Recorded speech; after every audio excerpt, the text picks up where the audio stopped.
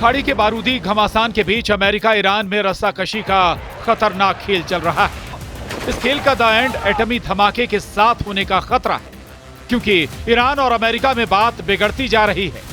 एटमी deal पर suspense बढ़ता जा रहा है। ट्रंप पहले ही साफ कर चुके हैं कि ईरान या तो अमेरिका से परमाणु समझौता करेगा या फिर बर्बाद होगा। ट्रंप की धमकियां दिन ब दिन तेज हो रही हैं। उधर इजराइल ईरान पर हमले की धौंस जमा रहा है। ईरान भी ट्रंप की एटमी डील से दूर होता दिखने लगा है, मगर ट्रंप एटमी डील की मजबूरी गिनाते जा रहे हैं। इस सब के बीच इजराइल दुश्मनों पर बारूद बरसाना बंद नहीं कर रहा है, जबकि ईरान ने फाइनल फैसला कर लिया है। फैसला ये कि ईरान ट्रंप के साथ परमाणु समझौता नहीं करने वाला। ईरान एटमी डील के लिए तब ही तैयार होगा जब ट्रंप ईरान की हर शर्त मान ले। इसके मायने ये हैं कि अब डील नहीं, युद्ध होगा। ईरान को इजराइल के जंगी जेट नहीं डरा सके। ईरान को ट्रंप की धमकी से फर्क नहीं पड़ा। ईरान एटमी डील के थ्रेट से भी नहीं घबराया। ईरान ने अब ताल ठोंककर ट्रंप से कहा है कि वो दुनिया का सबसे बड़ा एटमी पावर बनेगा। ईरान के सुप्रीम लीडर अली खामेनेई ने जो वार्निंग दी है, उससे सुपर पावर की जमीन खिसक गई। कल तक जिस ईरान को ट्रंप बात बात पर बर्बाद कर डालने की धौंस जमा रहे थे, जिस ईरान के न्यूक्लियर सेंटर को नेतन्याहू जंगी जेट से बम बरसाकर उड़ाने का मिशन ऑन करने वाले थे, उसी ईरान ने अब 100 से ज्यादा एटमी सेंटर बनाने का रुख अख्तियार कर लिया है। मतलब ये कि ईरान एटमी पावर नेशन की लीग का लीडर बनने की हुंकार भर रहा है। साथ ही ईरान ने ट्रंप की एटमी डील के ऑफर को भी रद्दी की टोकरी में डालने का सिग्नल दे दिए। ईरान के सुप्रीम लीडर अली खामेनेई ने ट्रंप की एटमी डील को ईरान के लिए सबसे हानिकारक डील तक कह दिया है। ईरान में वही होगा जो सुप्रीम लीडर अली खामेनेई तय करते हैं। सुप्रीम लीडर की कही हर बात पत्थर की लकीर होती है।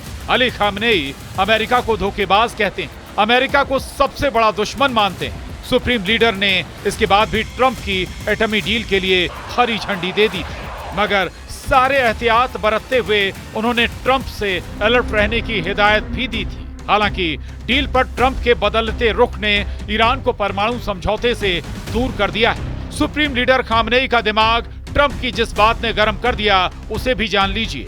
ईरान अमेरिका के बीच परमाणु समझौते पर अब तक 5 राउंड की बैठक हो चुकी है। एटमी समझौते की हर बैठक के बाद प्रेसिडेंट ट्रंप ईरान पर नया प्रेशर बना रहे हैं। 5वें राउंड की बैठक में ट्रंप के दूत स्टीव विटकॉक ने ईरान के विदेश मंत्री से ईरान के यूरेनियम संवर्धन प्रोग्राम पर पूरी तरह पाबंदी की शर्त सुना दी।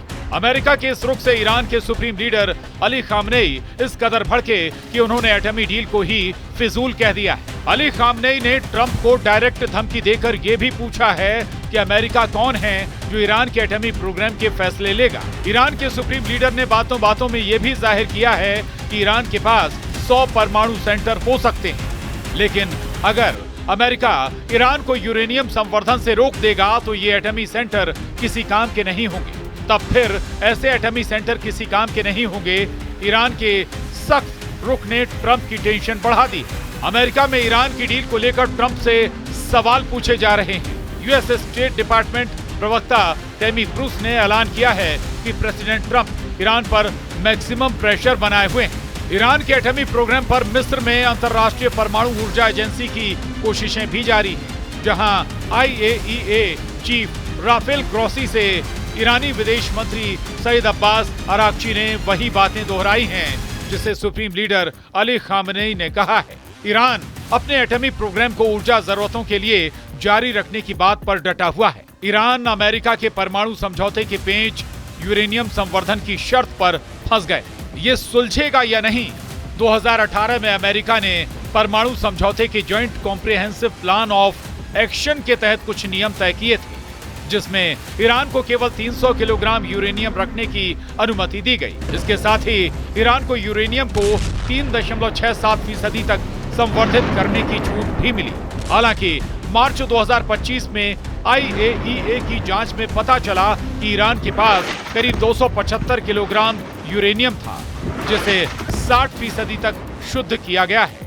यानी ईरान यूरेनियम को और शुद्ध कर ले तो करीब आधा दर्जन परमाणु हथियार बना लेगा।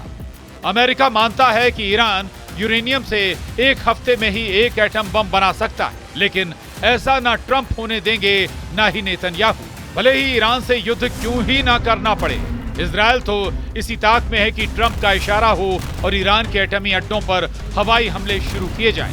अमेरिका और इजराइल दोनों के पास ईरान के परमाणु ठिकानों के बुनियादी ढांचे पर बमबारी करने की सैन्य ताकत, मगर ईरान के ज्यादातर परमाणु ठिकाने जमीन के नीचे बने हुए हैं। उन्हें तबाह करने के लिए इजराइल को बंकर बस्टर बम बरसाना होगा। ऐसे बमों को इजराइल बिना अमेरिकी मदद के इस्तेमाल नहीं कर सकता। इजराइल के लिए ईरान से भिड़ने से पहले हर दिन नए दुश्मन की आमद भी आफत है। सीरिया से गोलान हाइट्स पर पहली बार 2 रॉकेट दागे गए।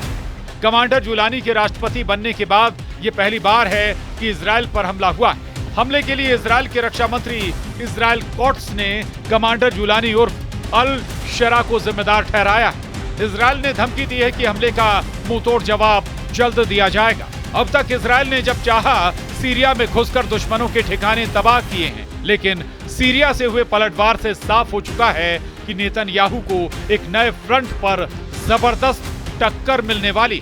सीरिया में पर्दे के पीछे तुर्की की ताकत, जिससे भिड़ना इजराइल के लिए घातक साबित हो सकता है। तुर्की के राष्ट्रपति एर्दोआन इजराइल को सबसे बड़ा दुश्मन मानते हैं। तुर्की की सेना और हथियार भी इजराइल के टक्कर के हैं। यानी ईरान अमेरिका के घमासान का नतीजा जितना खौफनाक होगा, उतना ही डरावना युद्ध इजराइल तुर्की के बीच भी छिड़ सकता है। Bureau report, news 18।